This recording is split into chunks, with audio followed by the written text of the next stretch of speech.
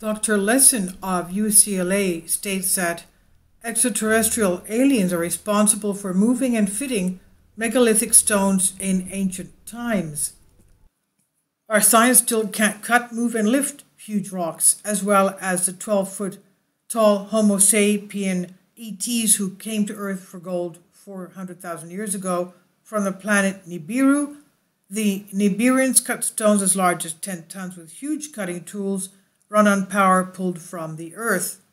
And the Anunnaki, other extraterrestrials, and then the ancestors of humanity on every continent build megalithic big rock sites, sites on Earth, ley lines, oscillating telepathic internet fields where all who worship fuse their consciousness into one group mind and can communicate with people and their knowledge at other megalithic sites.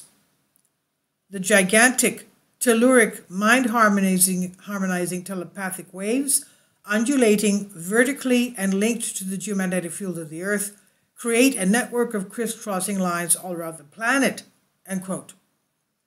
A team of Anunnaki builders after Noah's flood of 9,703 BC, the builders marked crossing points with standing stones, elongated shapes, menhir steeples or towers acting as antenna, attracted cosmotelluric waves that continue to flow through the worldwide network. And he says these cosmotelluric lines let the Anunnaki and other ETs on Earth and our ancestors gather a whole body of knowledge.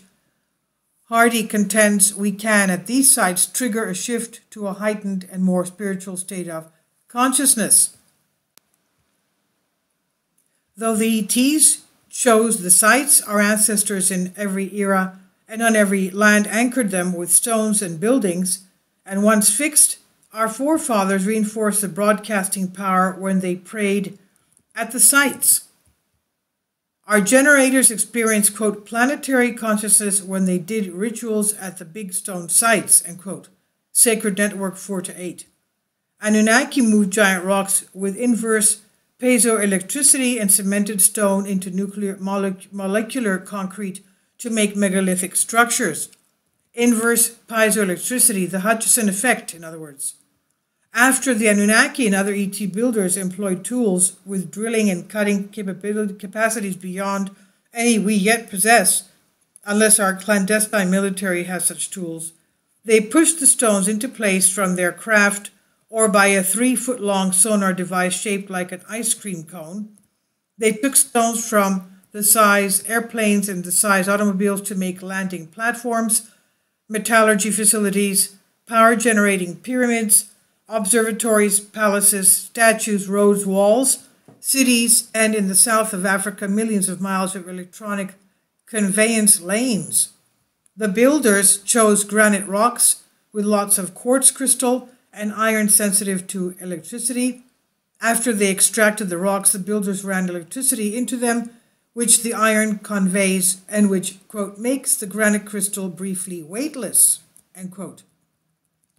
The blocks are then moved effortlessly through the air, perhaps with high-tech pusher beams of energy from aircraft, quote.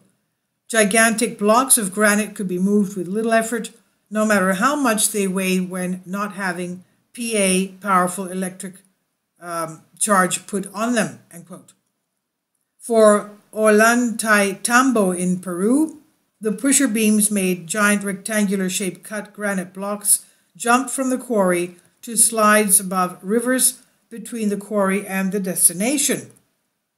The beams pushed the stones over the edge where the builders made them jump across the river and up the other side of its canyon to building sites where the builders carefully put the rocks in place in structures. They poured liquid metal down drill holes and stapled the rocks together with metal staples.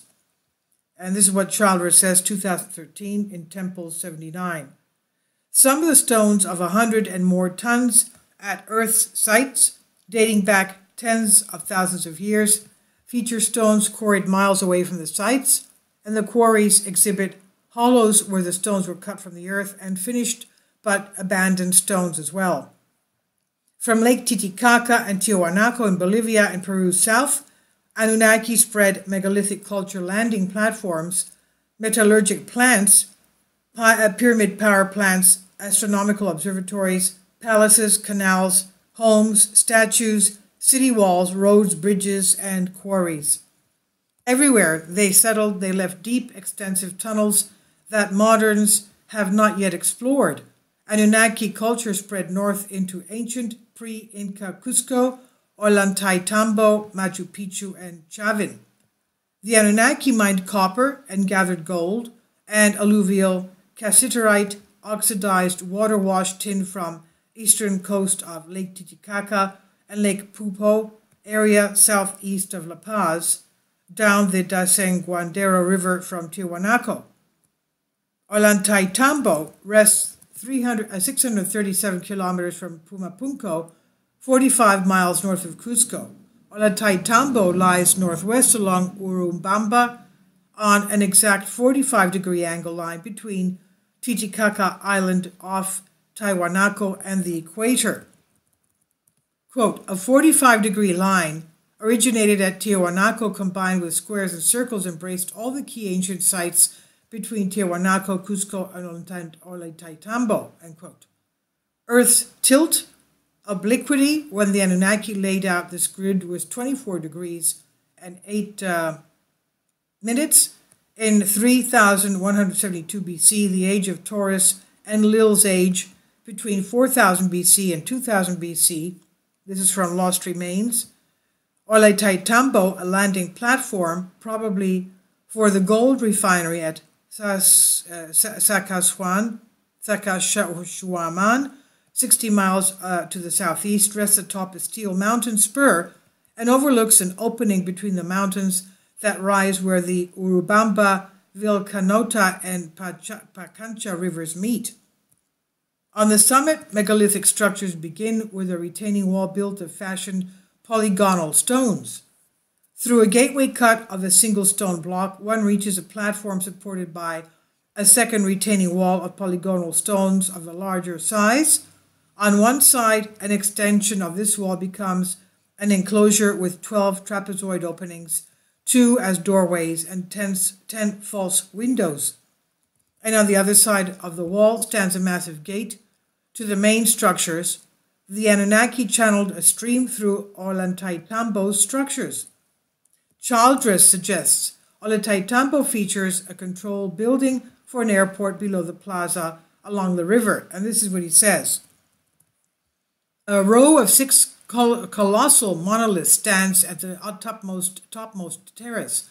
The gigantic stone blocks are from 11 to 14 feet high, 6 or more feet in width, and vary in thickness from 3 to over 6 feet.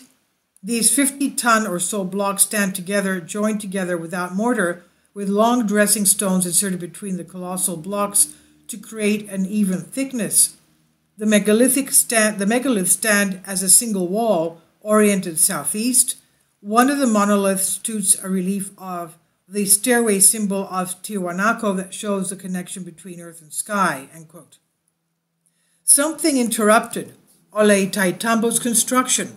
Stone blocks lie strewn about, with T-cuts for poured metal clamps in them to hold the blocks together during earthquakes. The clamp cuts duplicate those at Tiwanaku. Quote, a levitation device made the stones leap down the road from the quarry to slides, where the stones would be pushed over the edge and retrieved at the bottom. They would again be made to jump to the river and across, then up to the plaza, and during this process certain stones were lazy and could not be made to jump properly and were therefore abandoned, end quote. The Anunnaki carved huge blocks of very hard red porphyry granite that holds large-grained quartz crystals from Kachikata, the opposite mountainside of Ollantaytambo's valley. The builders there hewed and shaped the blocks, then, with inverse piezoelectricity, moved them over 2 streams to slides on each side of the rivers, then up to Ollantaytambo, where they raised, precisely placed, and fused the blocks together. Though they brought many blocks across the river, the builders left 40 or more on the river's eastern side. This is from Childress, 2012, page 253, 259 to 303, Lost Realms, 199 to 205. This is by Shasa Alex Lessin, PhD, Anthropology, UCLA, from Ancient Code, It's on Humans Be Free. So this is an explanation given by an anthropologist, PhD Dr. Shasa Alex Lessin. Please leave your comments and thank you for your support.